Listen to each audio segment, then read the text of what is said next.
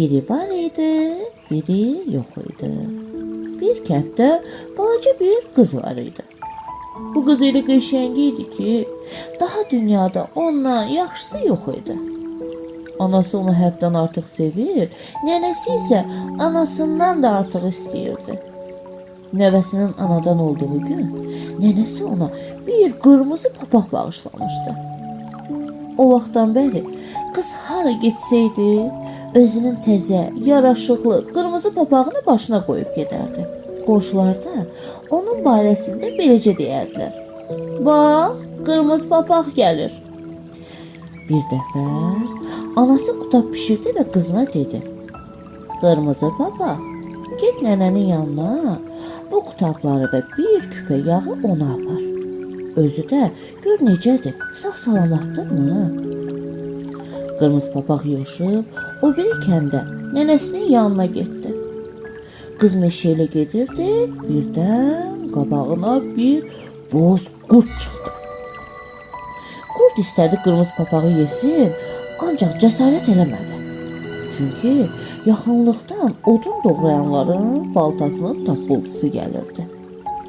Qurd dodaqlarını yalayıb qızdan soruşdu: "Hara gedirsən, ay qırmızı papaq?" Ancaq qırmızı papaq meşənin ortasında dayanıb qurdlarla danışmağın necə qorxulu olduğunu hələ bilmirdi. O qurdla salamlaşıb dedi: "Nənəmin yanına gedirəm. Bu kitabları və bir küpə yağı da ona aparıram." "Nənən uzaqda mı olur?" deyə qurd soruşdu. "Çox uzaqda olur," deyə qırmızı papaq cavab verdi. "Odur bax, o kənddə, dəyirmanın dalında, qıraqdakı birinci evdə." Qurd dedi: "Yaxşı, elə mən də sənin nənənə baş çəkmək istəyirəm. Mən bu yolla gedim, sən də bax, o biri yolla get. Görək hansımız tez gedib çatarıq." Qurd bunu deyib, bütün qüvvəsini toplayaraq ən yaxın yolla qaçdı. Qırmızı papaq isə ən uzaq yolla getdi. O arxayın gedir, orada, burada dayanıb çiçək yığır və dəstə bağlayırdı. O hələ dəyirmana çatmamış, qurd gəlib nənənin evinə çatdı və qapını döydü. Tık tık. "Kimsən?" deyə nənə soruşdu. "Mənəm, nəvən, qırmızı papağam," deyə qurd incə səslə cavab verdi. "Sənə qonaq gəlmişəm, qutab və bir küpə yağ gətirmişəm." Nənə bu zaman xəstə idi. Yorğan döşəkdə yatırdı. O elə bildi ki, gələn doğrudan da qırmızı papaqdır. Odur ki, qışqırıb dedi: "Bala, ipi tut dart, qapı açılar." Qurd ipi tutub dartdı, qapı açıldı. Qurd nənənin üstünə atılıb elə o saatca onu utdu.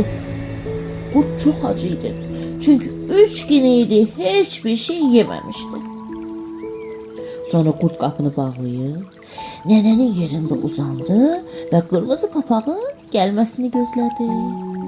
Çox keçmədi ki, qırmızı papaq gəlib qapını döydü. Tık tık. "Kimsən?" deyə qurd soruşdu. Qurdun səsi kobud və xırıltılı idi. Qırmızı papaq əvvəlcə qorxdu. Sonra fikirləşdi ki, yəqin nənəsinə soyuq deyib, səsi tutulub. Ona görə də belə danışır. Qırmızı papaq dedi: "Mənəm, nəvənəm, sənə qutab və bir küpə yağ gətirmişəm." Qurd öskürüb, biraz incə səslə dedi: "Bala, ipi tut dart, qapı açılar." Qırmızı papaq ipi dartan kimi qapı açıldı. Qız evə girdi, qurd yorğanı başına çəkib dedi: "Qızım, qutabları qoy stolun üstünə, küpəni qoy yerə, özün də gəl mənim yanımda uzan. Yəqin ki, yol gəlib yorulmusan." Qırmızı papaq qurdun yanında uzanıb soruşdu: "Nənə, Ay nənə, əllərin niyə belə böyükdür? Səni yaxşı-yaxşı qucaqlamaq üçün mən balam. Nənə, qulaqların niyə belə böyükdür? Yaxşı eşitmək üçün mən balam. Nənə, gözlərin niyə belə böyükdür? Yaxşı görə bilmək üçün mən balam. Nənə, bəs dişlərin niyə belə iridir? Belə səni tez yemək üçün mən balam. Qırmızı papaq nəfəsini çəkməyə macal tapmamış. Kinli qurd qızın üstünə atıldı, ayaqqabıları və qırmızı papağı ilə birlikdə unutdu. Ancaq xoşbəxtlikdən elə bu zaman odun doğrayanlar çiyinlərində baltaları ilə evin yanına keçirdilər. Onlar səs-küyü eşitdilər, tez yüyürüb evə girdilər və qurdu öldürdülər.